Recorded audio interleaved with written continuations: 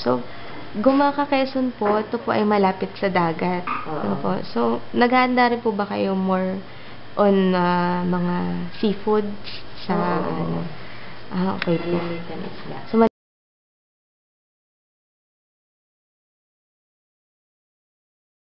hindi ako mahilig sa mga gulay, prutas. Nung magbuntis na ako yun, mahilig na akong kumain dahil sa kanila. Ano po yung hinahanap nyo? O dahil po buntis kayo, kailangan yung kumain ng masustansya? Kailangan ko kumain ng masustansya.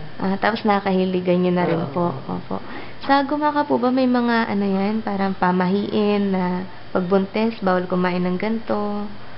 Meron din, pero hindi ako naniniwala sa mga pamahiin. Ay, hindi po kayo naniniwala. So, ano po yung mga example ng mga pamahiin na gano'n? Bawal daw kumain ng mantika, ng mga seafoods. Ano daw po mangyayari?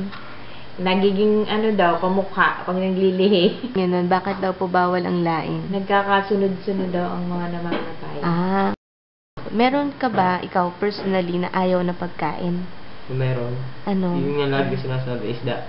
Isda. Bakit kaya? Ano ba yun? Hindi ko alam. Kasi, anong factor? Kadalasan,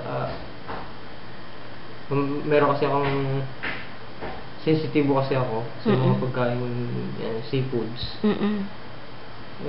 Kaya siguro, dahil nakasanayan ko na nga, o pati isda, nakadamay na hiwalay sa aking iluluto. Okay.